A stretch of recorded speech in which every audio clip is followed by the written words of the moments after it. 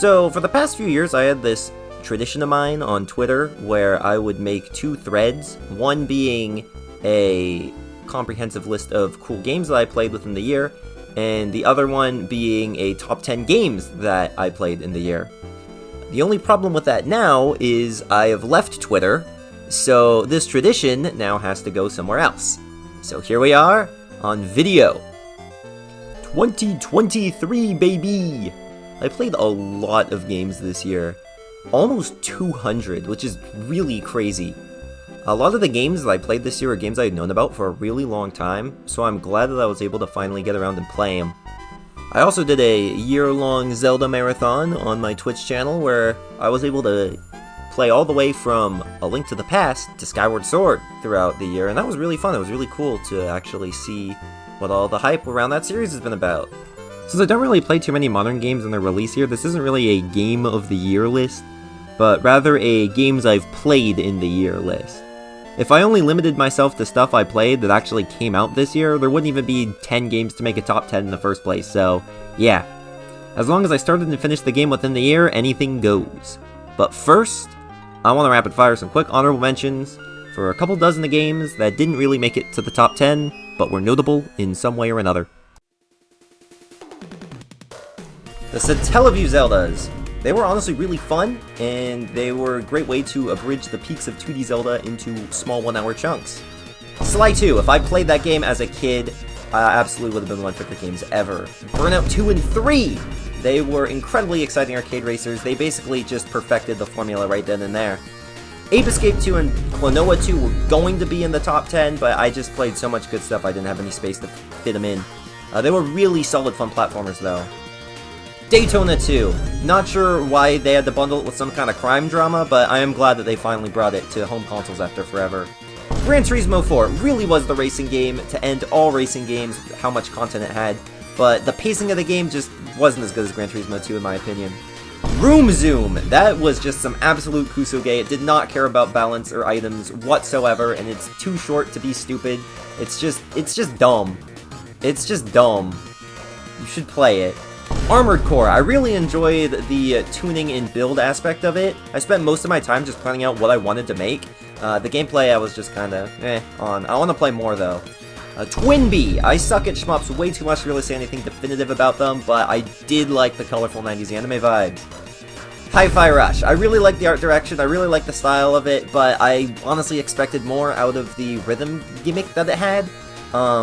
It was still probably my favorite thing that I played within the year that actually came out this year. Folklore. Nobody watched my streams of this, but I thought it was pretty neat. I like that game. Koiwa Balance. Shoutouts to whoever the hell fan translated that game. That random Satellaview dating party game, so I could play that with my friends. That was a lot of fun.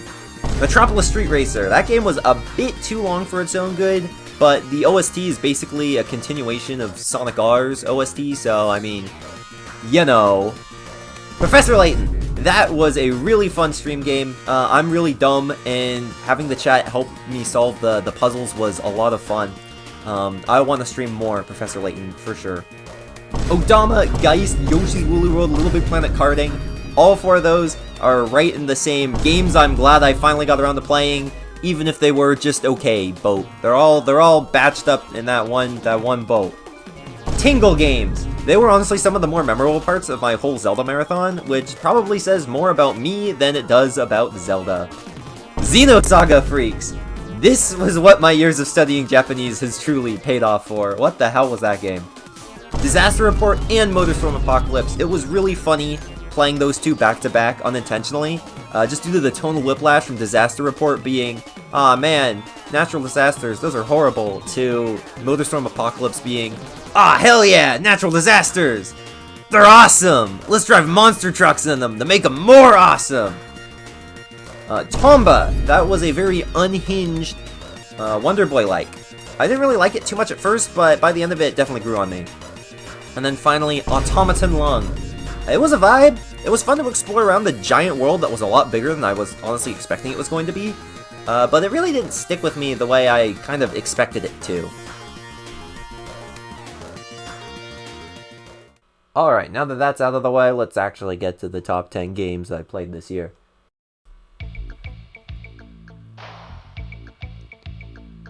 Okay, so I bought a Philips CDI this year to play a whole bunch of weird stuff on it. I probably spent a bit too much on it in the long run, but like, who cares, man? I could play Tetris now.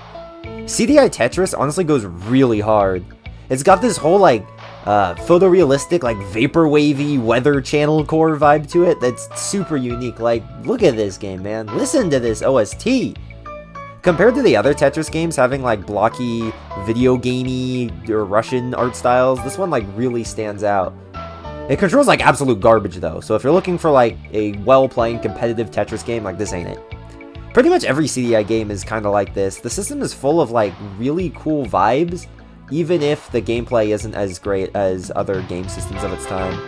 Tetris is a really hard game to screw up though, so this is still probably like one of my favorite retro versions of Tetris.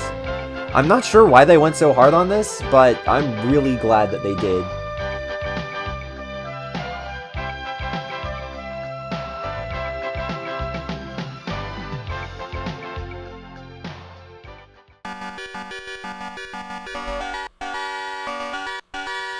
I've played a lot of arcade games throughout the year, and Pengo was honestly a high point. So, like, you're a penguin, and you kick these blocks into the guys, and once all the guys are dead, you go to the next level. It's kind of like a twist on the whole maze genre of the time, and the block kicking makes the game super dynamic. Like, since the blocks are both your offense and your defense, it's super cool, and it gives this game, like, a layer of improv to it. There's also, like, these indestructible blocks that you can line up to get a ton of points, so the score junkies can still have depth. It's just, like, a really solid 80s arcade game, and I don't really see that many people talk about it, which is a shame, because it's honestly a lot of fun. I think the reason why it doesn't get re-released or talked about as much is just because, like, they pretty much plagiarized the song Popcorn for the OST. There's a version of the game that doesn't have Popcorn as the background music, but it just doesn't hit the same. If it's not playing Popcorn, this ain't Pengo. I finally got a 3DS capture card this year, so I was able to stream Kid Icarus Uprising. It's awesome! It's like a playable Universal Studios ride, and I mean that in only a good way. There's a bunch of goofy dialogue that plays throughout the entire game, but it's really well written, and it never really gets annoying. The visuals and soundtrack are also crazy good, dude. It's absolutely one of the best looking and sounding games on the entire 3DS platform. My only gripe with it is that flicking the circle pad around in the third-person shooting sections kinda hurt my hand after a while. I like the Sin and Punishment style rail shooting sections in the levels the most. I wish there were a lot more of them. I get why people want this to come on the Switch, but it's so finely balanced for the 3DS, I can't imagine how they could port it anywhere else without majorly changing everything. It's absolutely a game you gotta check out if you have a 3DS and haven't played it already.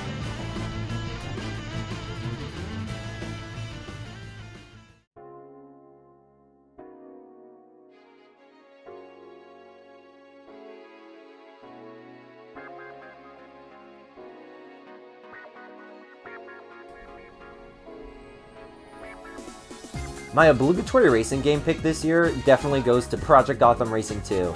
Thanks to the Insignia team, the online support for the game was actually brought back up this year, so it was a great time for me to jump in and give the whole game a go. Racing around with homies and randos was a lot of fun, as the game's netcode is surprisingly really good for its time.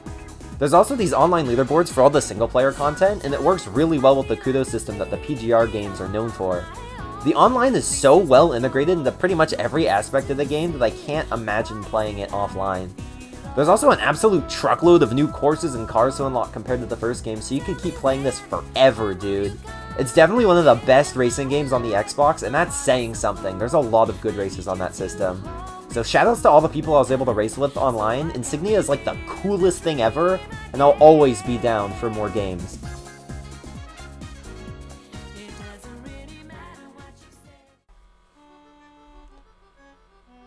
Despite having played through, like, most of the entire Zelda series this year, I really find it hard to talk about them, because I feel like everything that can be said about them likely already has.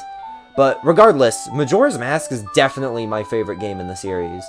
Despite being an asset flip of Ocarina of Time, they basically use that to their advantage to create a much denser game with a completely different vibe and atmosphere. Essentially, the moon is gonna fall and destroy everything in 3 days, and it's up to you to awaken 4 dudes to stop it by looping through those 3 days over and over again. The cyclical nature gives the game this really good pacing, and there's a ton of side quests in the main town to see how the different townsfolk are handling the oncoming disaster. It's definitely got a darker tone thematically than most other Zelda games, but visually, like, the game is a lot more colorful than Ocarina of Time. I can definitely see why it's such a fan favorite game in the Zelda series.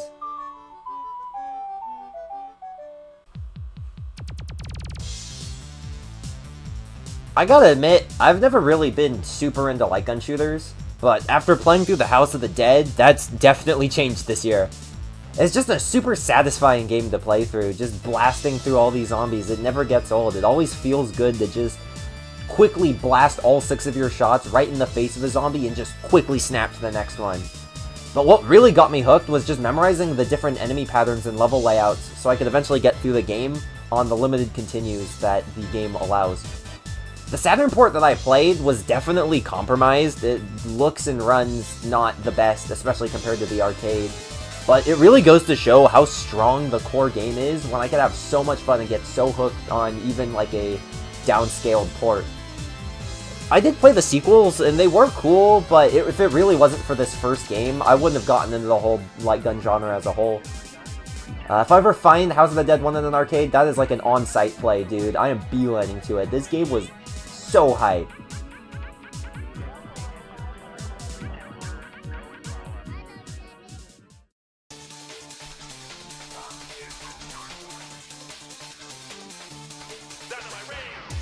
I got really into the DDR series this year. I've basically been playing through the series in order, and by now I've gotten through pretty much all the PlayStation 1 titles. If you need me to pick a specific game to put on this list, like, I guess Third Mix has been my favorite, but really I've enjoyed pretty much all the titles that I've played, and I'd put them all equally on this list. Getting good at DDR is so different from getting good at pretty much any other video game. It's been a really fun and refreshing challenge to learn how to play this game properly. Learning how to be conscious of my internal balance and foot placement while also building the stamina to play harder songs for longer, it's super rewarding. Like, sure, at the end of the day, it's basically me getting gaslit by Eurodance to enjoy exercising for a change, but like, that's certainly better than not exercising at all, which is what I did in the past. If I ever feel tired, all I gotta do is put on some grainy, early 2000s ass VHS footage of these freestyle DDR tournaments, and that stuff gets me all ready to jump around on some arrows until my legs cannot take anymore. I've really enjoyed my time playing DDR so far, and I cannot wait to continue into the next year by playing the PS2 and Xbox games.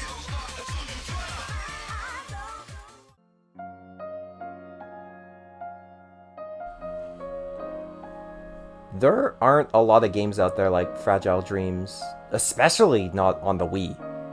It's just like a really somber, lonely journey across this abandoned, decrepit world, lingering with what used to be, as your guy pretty much tries to find a person to be with, find a connection with someone. I'm gonna be real with ya, it's a real downer, sad boy game. If you don't like sad vibes, like, stay away. This game absolutely hit me like a truck at a lot of points. It's sad, but it never feels gratuitously depressing. There's like a real melancholic, sentimental, kind of poetic type of mood that they go for, and they pull it off really well.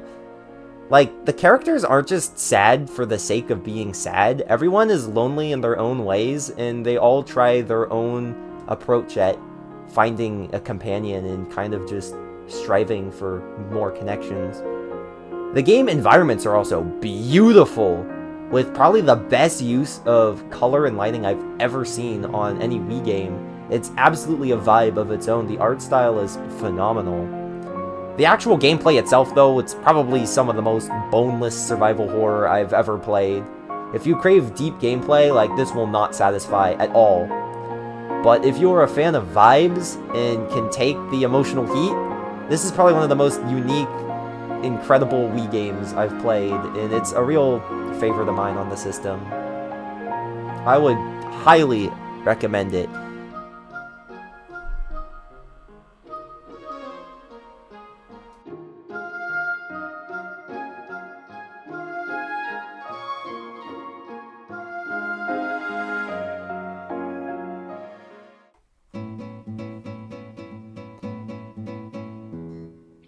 Bro, Tokimeki Memorial 2 is the Gran Turismo 4 of dating simulators. It basically takes the first game and polishes it to such a fine, glistening sheen, while adding so much more content that no one would ever understand what to do with. The core gameplay basically consists of playing 5D time management chess to manage your school life, your social life, and your physical health, within only having 2 turns per week. There's an endless amount of ways you could play through this game, and no 2 playthroughs from any 2 people will ever turn out exactly the same. The attention to detail that they put into the world is insane. The main city of Hibikino has so many places to go and so many things to do.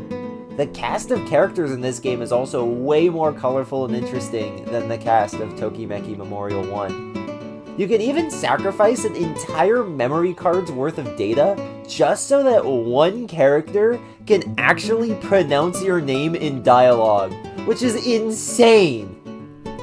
Despite having 5 discs worth of content in it, this game's runtime is just as quick and snappy as the first game, which makes replays all the more possible. It's only like a 10-hour run, which is really short and digestible for dating sim standards. It's basically the genre brought to a perfected form.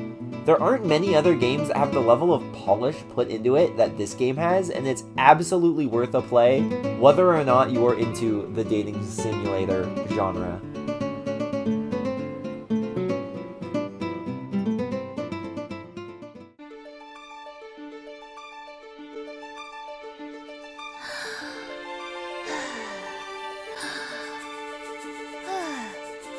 Yosh.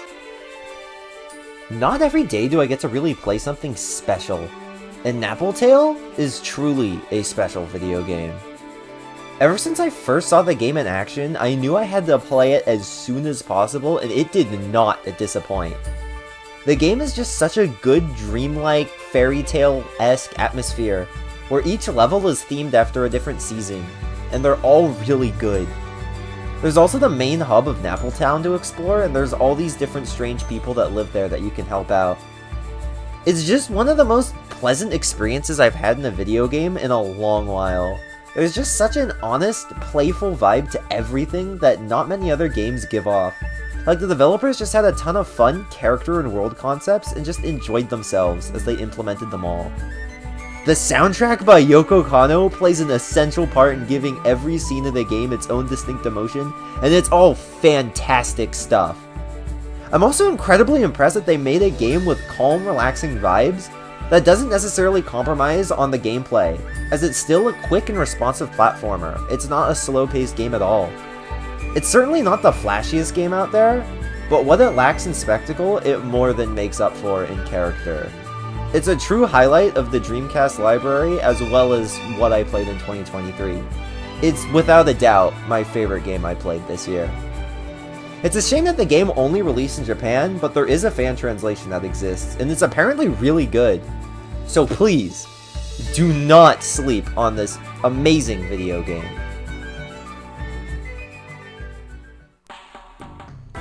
And there we go. There's pretty much all the highlights for the games that I've played in the year. I've had a pretty good 2023, all things considered, and I'm glad I was able to find a way to keep this annual retrospective tradition alive, despite not having a Twitter account anymore. So, that's cool. You know where to still find me, guys. I mean, I'll still be streaming pretty much every day on Twitch. I still have Blue Sky. No one uses that, but hey, I got that. I got the Discord.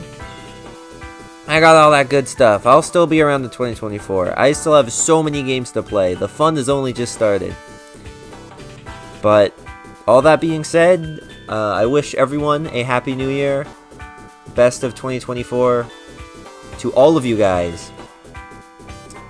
I do not know how to end videos, though. So, yeah. Gaming.